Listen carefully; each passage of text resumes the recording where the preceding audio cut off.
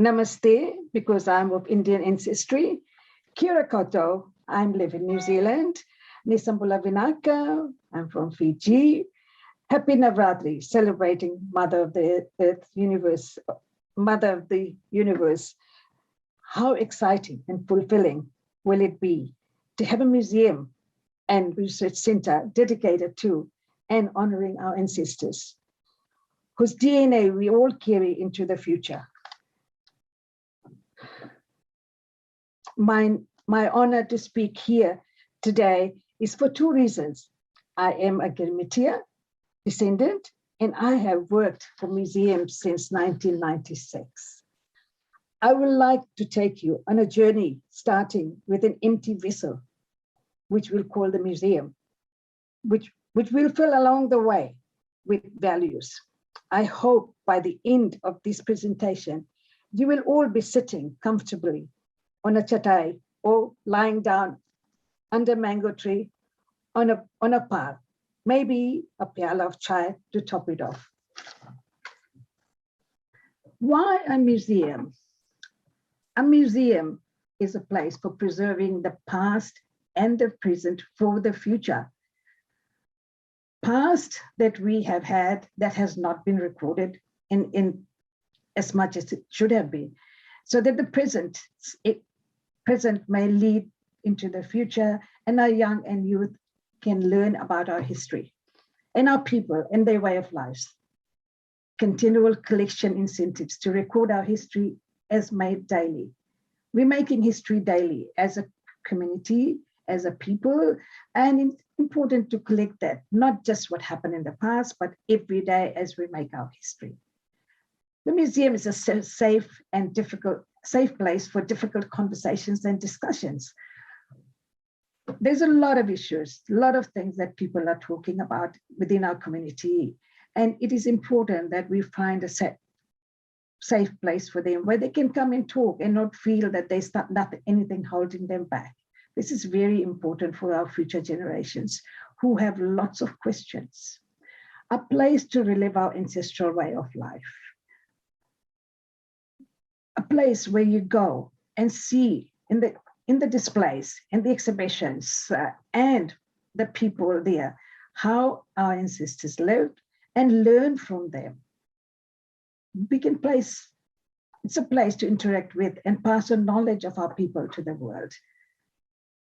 Our communities gather, talk about the past, talk about the present, talk about what they do and what have they done, and the young are listening. So if it's a safe place, they will listen and then be happy to accept some of the things that we find that our newer generations are not accepting because they do not understand.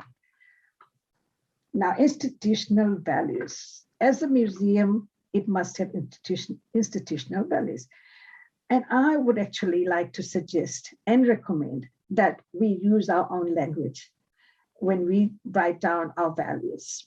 Sharing knowledge, for example, Gyan Bhatma, simple as that, to provide a safe place for, I've already discussed that, so I'll go on to the next one. A guardian, a rakshak, to care for and allow access to the Girmit Museum collections and acknowledge the relationship between communities and collections. So I'm continually mentioning communities and conversations because this is what the museum is about these days. It is not a show and tell. It is not a privilege. It is something that we all have a right to know. So therefore, the museum must become a rakshak and allow communities to come in and learn. Responsibility to the community and encourage participation. यानी कि समाज के जिम्मेवारी लेना. We feel that it becomes our own burden, a personal burden when we try to set up a museum. No, we need to encourage our communities to take part. And in that process, they learn and we learn from them. The Girmit Museum must welcome, inspire, collaborate with communities to embrace and appreciate their culture and heritage. Now here I could not actually find words to, Hindi words to say, and I'd be really, really happy if someone could recommend some words that we could use. Now, in a museum, there will be people who are working to bring everything together. And therefore, I talk about relationships. Sahakari se rishta. Work with colleagues, respecting each other's expertise and integrity. And there would be a lot of expertise around, and there will be conflicting things that people will have to deal with. And I feel like it's important that that respect, that collegial sharing would be there when the new museum is developed. Now, the next set of values that I'm talking about is values that are brought with collections, with items that will be displayed in the museum. The first one I put down is historical, and it's one that everybody is familiar with, that if these objects, books, paintings, three-dimensional objects, and clothing, etc., they all sort of are historical records of our people, of the Girmitiyas, for example. And then, of course, there's the next generation whose objects would have changed, and it's important to gather that too. Now, cultural objects can be very, very personal, but then there's collective culture also that needs to be represented. So you collect objects because it is of cultural importance. Then there are objects that have spiritual importance, not religious, but spiritual, something that turns your heart, makes you feel good. Sentimental, there will be several objects that will be of sentimental value for certain families, and it's important to collect those and record those for the future.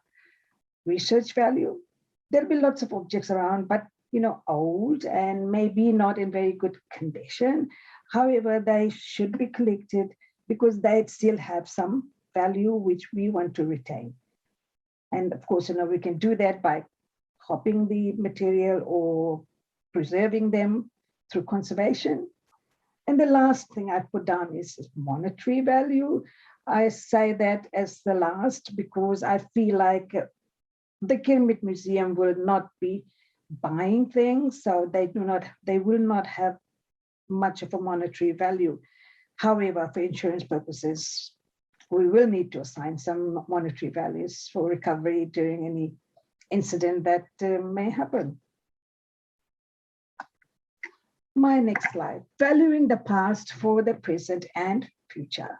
I keep talking about values because values are what makes things significant, and values are something that make things worthwhile to collect, to associate with. So I said values associate with significance, and significance I'm sure some other speakers will talk about. They may speak about the significance of the museum and also significance. I basically want to talk about significance of the collections. As I said, the values lead to significance.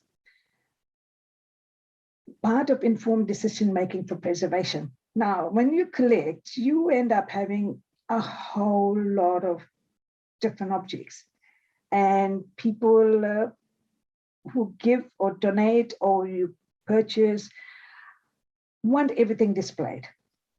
To display, you need a lot of work, and it's not always possible. For example, at the museum where I work, Te Papa Tongarewa, we display possibly 1 or 2% of the objects collections that we have. And often because of shortage of experienced staffing, time, money, we kind of have to make sure that our decision for preservation and presentation is well informed. So a lot of recording to be done before when objects enter the museum. When objects enter the museum, they actually gain a different value from when they were outside the museum. And when they get into the museum, the value rises and the care rises too. The care rises so greatly that the decision to take it back to where it came from would be very difficult. So then changing intergenerational values. I feel that it's very important to make sure that every generation is involved. Now, over time, cultural values have changed, been modified, and made to suit as people have moved on in Fiji and in other countries, as has been said by many speakers. And giving importance to each generation's perspective, how their values have changed, and accepting that it will change. And how do you reconnect with the past? And how much do you reconnect with the past is very important. Keeping community relationships alive. A lot of it happens even here, for example, in New Zealand. Tonight I'm going to Navratri Puja.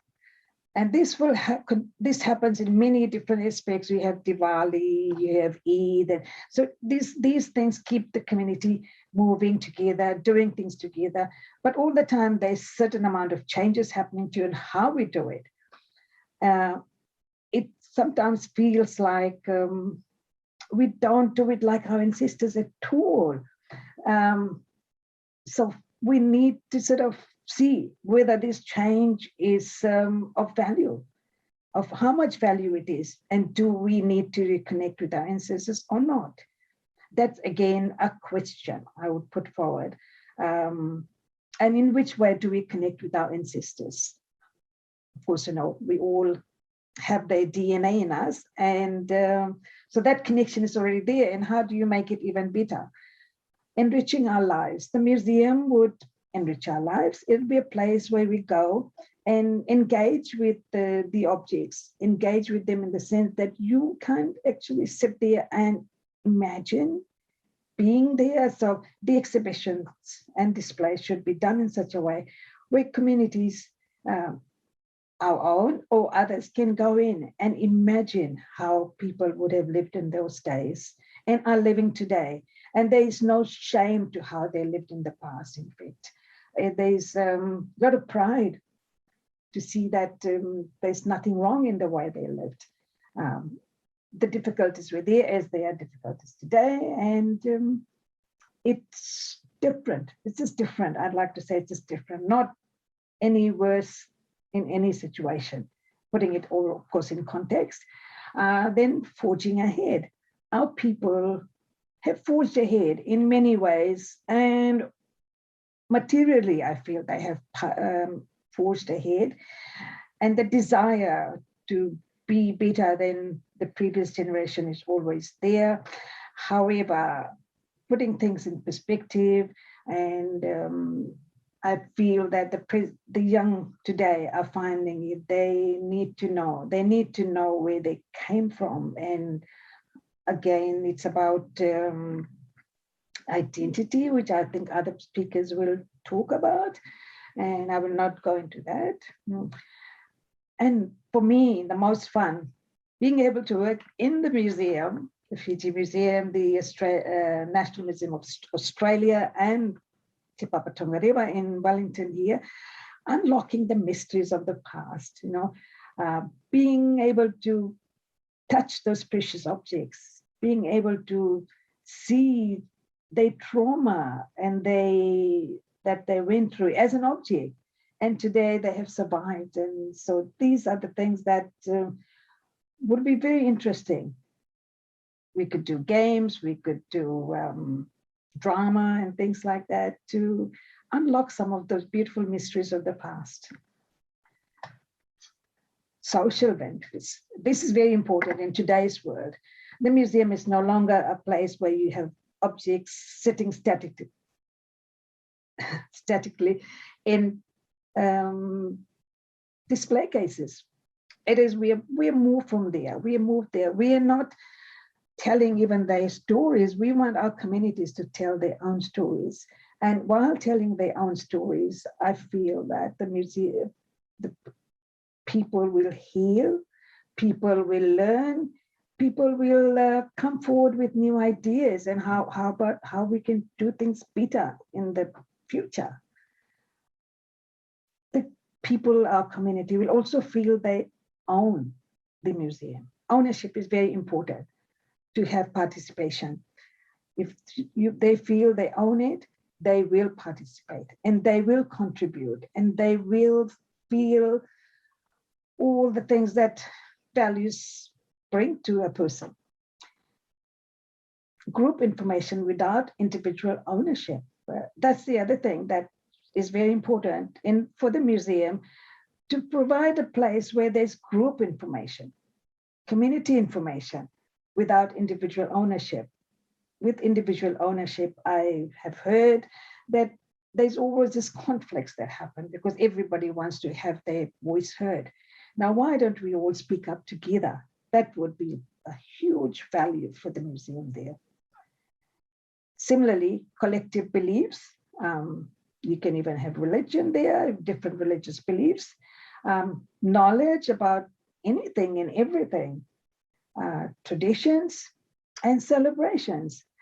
There is so much in our people that they have taken and brought today that I would feel that we are very rich in all these things, beliefs, knowledge, traditions, and celebrations. And a museum can be at the center, a place where they can come and share and enjoy those occasions. Heritage and values in an intergenerational context. This is my last slide, I think. I do not. Looking into an unknown future. We all know that the future is unknown, and yet we prepare with the knowledge that's come to us from the past, and understand that every generation has its own values and it needs to be accepted, acknowledged, and taken into account when we name the museum the Girmit Museum. It means more than what it says. Girmit is a word that we all know about, and there will be lots of speakers talking about that.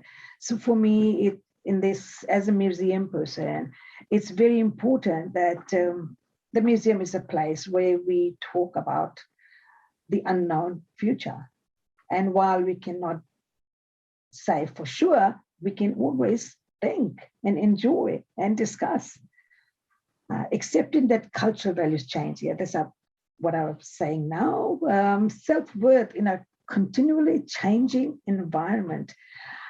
Talking to a lot of youth in New Zealand from Indo-Fijian background, I feel that there's a void that needs to be filled. And their parents who say, my child does not understand our culture, our language, and our past. So providing the youth, the children, with activities, knowledge, and an environment that allows them to build their self-worth, feel that they are as good as anybody else. So the museum has a lot of responsibilities and social responsibilities, which we should be working on too. And as I said before, there's trauma and pain, and very often we are talking about trauma and pain of the past generations, the Girmitiyas, what their trauma and pain was, leaving home and not knowing where they were going and experiencing a lot of difficulties. But when you look at the next generation, they had their own trauma and pain. And that is, I feel, one reason why there wasn't much support for the past. The past was looked upon as something that we really didn't want to know about. I worked at the Fiji Museum, and initially the only display that we had there was for our people was a room in the lines where the Girmitiyas lived, and it didn't look very interesting. It didn't look very flash, and there was this feeling of wanting to not engage with it.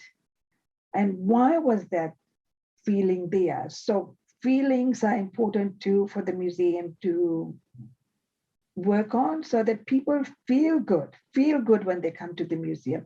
They see a room from the lines and feel like that, hey, I'm very proud of that. You know, there's nothing wrong with sleeping on the floor. There's nothing wrong with eating from those pots, you know, and pans. There's nothing wrong with cooking in your bedroom, for example.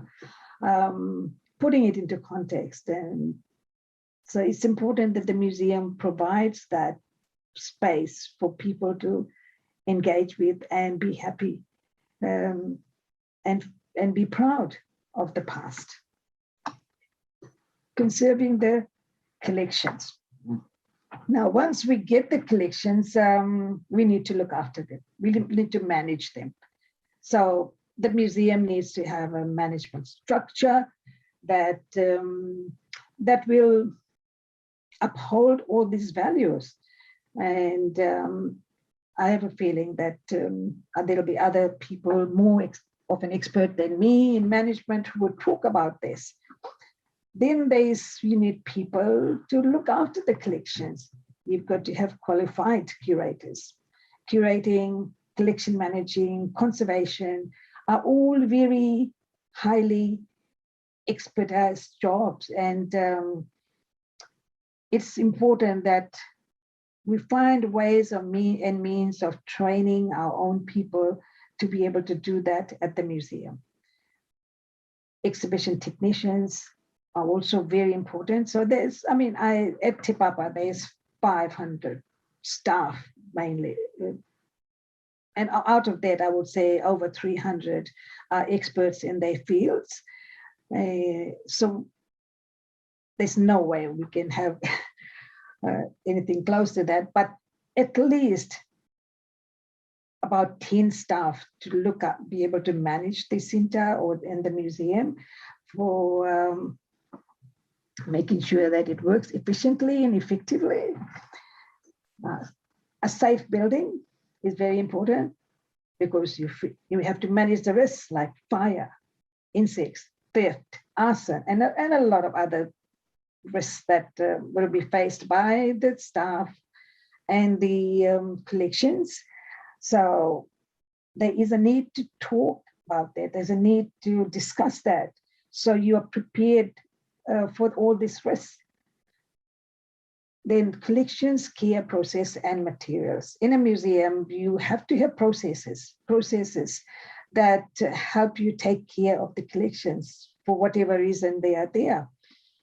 It's and that requires funding, expertise, and a good place, a safe place to work in. Health and safety is important there too. And then material cost of doing the whole museum up, whether it be to work with collections or to work with the building itself and all the displays. There's a huge amount of material needed, and safe material are needed. We are dealing with collection items that need to be stored in safe places and not. It will be very sad if in the museum the objects are destroyed. So very important to do that, and you need to be very aware when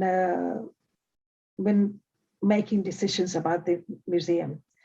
Funding, which is one of the biggest issues that comes up. And of course, there are many, many ways of achieving that, getting that. I feel like it's a collective process, and there would be others who would be more of an expert than me in that. There's what is done in the places I've worked with. I can talk about that, but we need a lot more people to help us with that. Intercommunal relationships. The museum must provide a place that we build intercommunal relationships, especially in the recognizing that, our people have moved on. They have mixed and married and work with many different communities and different people around the world. So the museum must be a welcoming place for people who are not descendants of the Girmitiyas involved, and accept all who would be happy to participate in building and managing the museum. A good example would be, Girmitiyas lived in thatched houses. Now, how many of us know how to make that? But I'm sure there are local indigenous people in Fiji who do, and they would be there helping us make the houses, the house, the whare, the bure. I did remember that. And so those are things where we cooperate with the indigenous people or anybody else that's around. Cooperate with the Fiji government and the Fiji Museum. Yeah, it's I've heard that there hasn't been much success, and I have managed to have a conversation with the director of the Fiji Museum, and it was very cordial, and I felt good in his response and understanding of the need for a museum for the descendants of the Girmitiyas. Of course, there are other ways of generating income also, and through intercommunal relationships, from cafes, shops, activities, which we can discuss once the time arrives, and cooperate with local and overseas businesses to generate funds. It is not a lone activity. A museum cannot stand alone. You must treat it like a business. And then you can operate it like a business and become successful. And so that's the end of my slideshow, and my feelings about how we could go about developing a museum for the Girmitiya descendants and the present and the future. It is in, having thinking not just with your head, thinking not just academically, thinking with your heart, having feelings is important.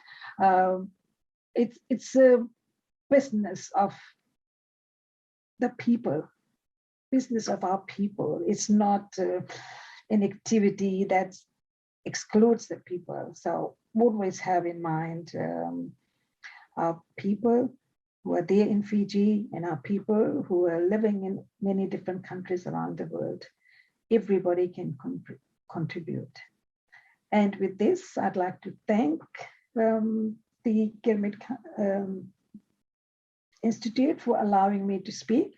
As I said, I'm grateful as a descendant of the Girmitiyas, and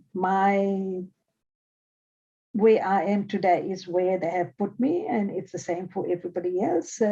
So I wish to acknowledge my grandfather who came from India, my other grandparents, and my father and mother who foresaw the future and put us through good educational systems and exposed us to many cultural events and activities and books, so that today we stand tall as a family representing our ancestors. So that's the other thing that with the Hindu tradition 2 weeks ago, there was this time that we spent thinking about our ancestors, and it made me realize, and I wish to say that to all the people who believe in that yes, your ancestors are your rock, ancestors are your rock, and you'll never fall behind. And so thank you again, Dhanbad. Namaste for this honor to say a few words in support of a museum for the Girmitiyas in Fiji, and also support of the present and future generations of descendants from those very, very strong-willed and vibrant people that we come from. Thank you.